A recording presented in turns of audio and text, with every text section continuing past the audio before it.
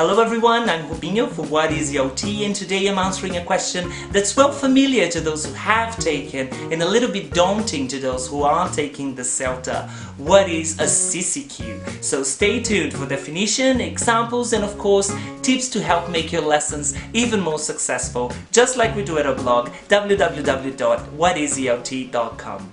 Let's go!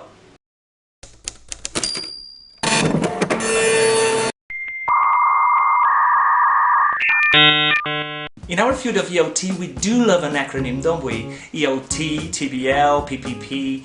And CCQ is an acronym that stands for Concept Check Questions, or questions that check concepts. In other words, those are the questions that we ask our students. We want to make sure that they grasp the meaning of the vocabulary or grammatical structure that we're helping them learn. You might be thinking, but I already do that in the classroom, and you probably do. But there are more and less effective ways of checking understanding.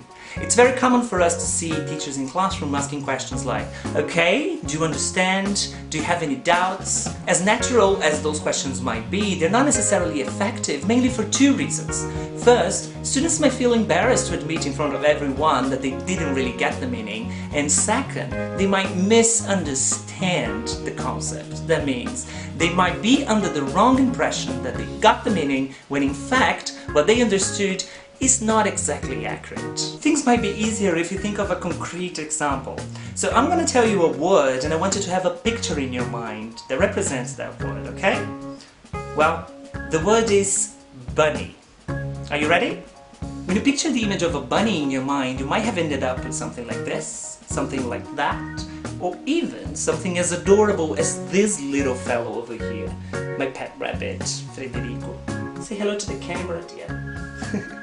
Whatever image you had in your mind, it is recognizable as a bunny because it contains elements that make a bunny, and not a cat, not a mouse, not a dog. And these elements are the ones we should focus on when devising and asking our CCQs.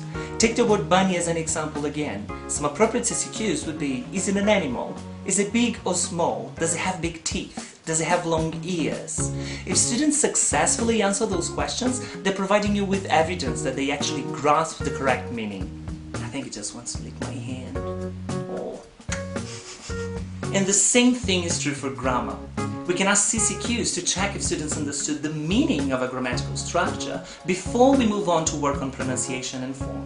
Let's take as an example the sentence, if I had enough money, I would buy a big house. Classic second conditional, right? Some possible CCQs are, do I want to buy a house? Do I have money to do it? Am I imagining a situation?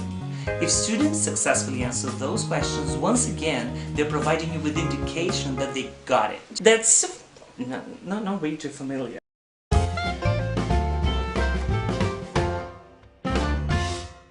The first tip I would like to give you in order to help you use CCQs effectively in the classroom is to keep your language simple or grade your language effectively. Regardless of the level you're teaching, make sure that the words and structures you use in the questions can be understood by all the learners in the group. The second suggestion I would like to make is for you to use yes or no questions, such as, do I want to buy a house? Or then questions that have alternatives in them, like, is a bunny big or small? Of course you can use WH questions, but make sure that they are simple and straight to the point. Tip number 3, ask different students. It's very easy for us to ask a question to the whole group, listen to a correct answer given by one learner, and assume that everyone got it.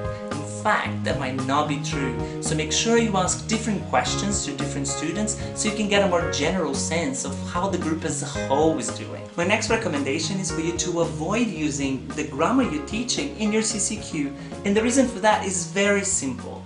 If you're teaching a certain structure and you're assuming that students do not yet grasp the meaning, how can they answer a question that uses it?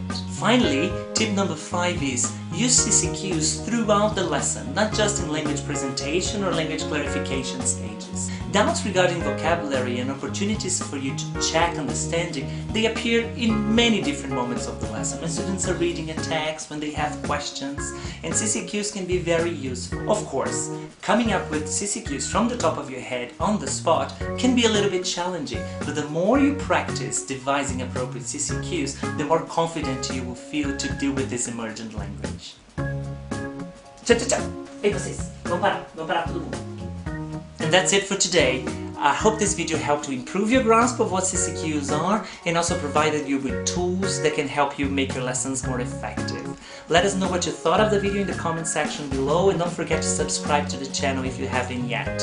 In the description, I'll include the link to the blog post related to CCQs and also to all of our social media, so you have no excuse not to be in touch. See you next time! Bunny. Bunny, say hi. Oh, that's so adorable. Oh. Say, subscribe, subscribe, subscribe.